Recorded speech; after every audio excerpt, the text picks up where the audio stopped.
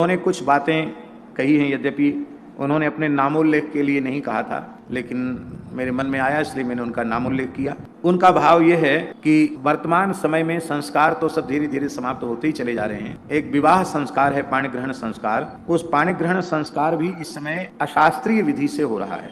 एक तो रात्रि में पाणी ग्रहण संस्कार विवाह की प्रक्रिया हो रही है, जो गोधूली वेला विवाह की उत्तम लग्न कही गई है, उसमें न होकर के रात्रि में, उसमें भी लोहे के हवन कुंड में लोग हवन करते हैं और वेद मंत्रों का वाचन रात्रि में करते हैं। ऋग्वेद में स्वामी जी की जगह लिखा है, ननक्तम नो छिष्टे प्रब्रूयात ब्रह्म राशि। ननक्तम अर्धरात्रि में, रात्रि के समय, और उच्छिष्ट माने भोजन करने के बाद वेद मंत्रोच्चारण न करें, क्योंकि ये साक्षात ब्रह्म राशि।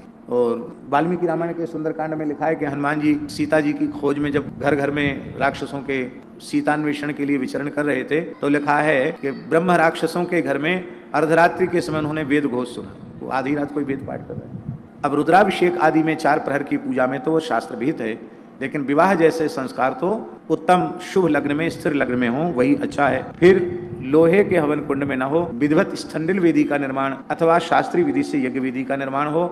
इतना भी संभव न हो तो कम से कम तांबे के कुंड में हवन हो, लोहे के कुंड में हवन नहीं होना चाहिए। और फिर जो वर होता है वो कोट पैंट मोजा और जूता पहन करके मंडप तक घुसा चला जाता है, और फिर उसमें वो जूता भी नहीं खोलता, जूता मंडप के नीचे जाके खोलते तो खोलते हैं। और तो क्या उस व्यक्ति को जो पूजन की योग्यता ही नहीं रखता है, क्या उसे पूजन में बैठना चाहिए? कन्यादान का जब संकल्प दिया जाता है तो विष्णु रूपाय वराय लक्ष्मी स्वरूपिणीम कन्याम तुभ्यमहम संप्रददे, ऐसा कहा जाता है। तो कहीं दुनिया में आपने विष्णु को कोट पैंट पहने हुए देखा हो तो बताओ? देखा आपने कहीं?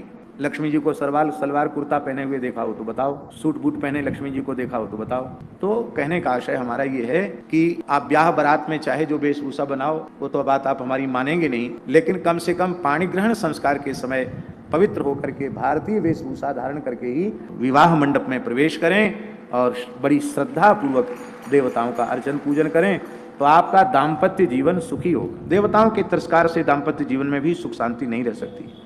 कल एक महानुभाव मिले, पंडित